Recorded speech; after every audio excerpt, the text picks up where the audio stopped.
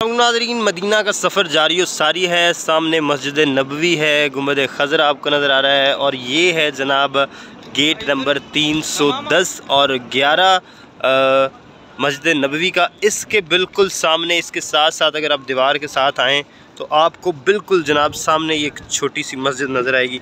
और यहाँ पे जो मौजूद लोग हैं, जो लोकल्स हैं, उनका कहना ये है कि ये हज़रत अबू बकर सिद्दीक़ रज़ी अल्लाह ताला अन्हु की जो है वो रिहाइश गाह थी यहाँ पर मदीना में।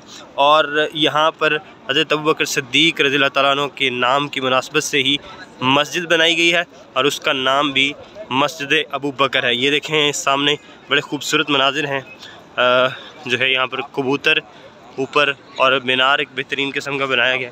लेकिन ये है कि ये जो सारी हिस्टोरिकल प्लेसेस हैं, इनको मोस्टली जो है वो लॉक किया हुआ है और लॉक करके रखा हुआ है इन्होंने। यहाँ पर आप आते हैं तो ये देखें, आपको ये जनाब इसको करना पड़ता है स्कैन, उसके बाद आपको इसकी सारी हिस्ट्री और सारी चीज़ें जो है वो नज़र आना शुरू हो जाती हैं। तो ये है मस्जिद, ये इसका दो छोटे छोटे दरवाज़े हैं और ये इसकी एक जो है वो जनाब खिड़की टाइप बनी हुई। तो ये सारी मस्जिद है, बड़ा खूबसूरत छोटा सा। और ये कहा जाता है कि ये हज़रत अबू बकर सिद्दीक़ रज़ी अल्लाह ताला अन्हु जब आए हुज़ूर अक़दस सल्लल्लाहु अलैहि वसल्लम के साथ, तो उनका घर था ये मदीना में। तो ये घर था और इसके साथ ही अगर आप इसके बिल्कुल साथ देखें तो आपको वो ऊंचा मीनार नज़र आ रहा है और ये मीनार है जनाब मस्जिद अली का। जी हाँ, इसको तो बिल्कुल ही जो है वो कॉटन ऑफ किया हुआ है और यहाँ पर एंट्री तकरीबन अलाउ नहीं है, यानी इधर आप इनसे आगे नहीं जा सकते। तो ये जो सामने आपको नज़र आ रहा है, ये सारा जो एरिया है ये मस्जिद अली का है। हम आपको अंदर से दिखाने की कोशिश करते हैं। ये आपको नज़र आ रहा होगा, ये सारी मस्जिद अली है जनाब। और ये कहना है, ये मानना है यहाँ के लोगों का कि ये हज़रत अली रज़ी अल्लाह ताला अन्हु की रिहाइश गाह थी मदीना में और यहाँ पर उन्होंने अपना जो है मस्कन इख्तियार किया हुआ था।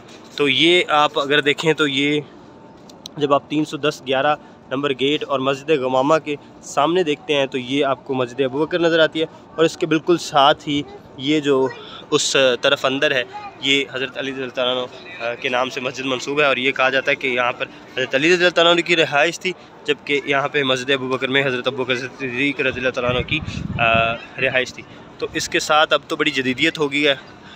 अब यहाँ पर हार्डीज़, KFC और इस तरह के जो ब्रांड्स हैं उनकी शॉप्स हैं और साथ ही बिल्कुल हज़रत अबू बकर सिद्दीक़ रज़ी अल्लाह ताला अन्हु की जनाब तब की रिहाइश गाह। और अब ये जो है मस्जिद की शक्ल इख्तियार कर गई, शायद गालबन 1204 में इसको कन्वर्ट किया गया है मस्जिद में इस जगह को। और बड़ी खूबसूरत छोटी सी मस्जिद बनाई है और इसी तरह से हज़रत अली रज़ी अल्लाह अन्हु की रिहाइश गाह पे भी आपको मस्जिद नज़र आ रही है।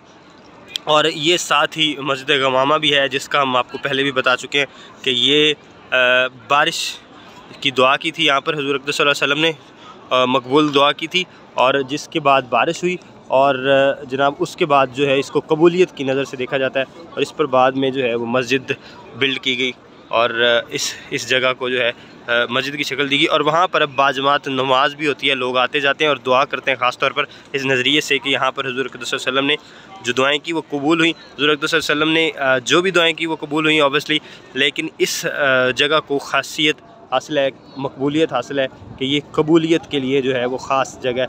तो इसी तरह से ये सामने मस्जिद नबवी से आप निकलें तो आपको ये बड़ा खूबसूरत मंज़र नज़र आता है 310-11 से, कि आपको एक तरफ मस्जिद गमामा नज़र आ रही है, एक तरफ मस्जिद अबू बकर सिद्दीक़ रज़ी अल्लाह अन्हु नज़र आ रही है और इसके साथ ही मस्जिद अली रज़ी अल्लाह अन्हु नज़र आ रही है। तो ये साथ में मार्केट्स हैं और दुकानें और ये। तो अब जब भी मदीना का आपका सफ़र हो तो आप ये जगह विज़िट करना मत भूलिएगा, क्योंकि ये बड़ी तारीख़ी इंपॉर्टेंस है।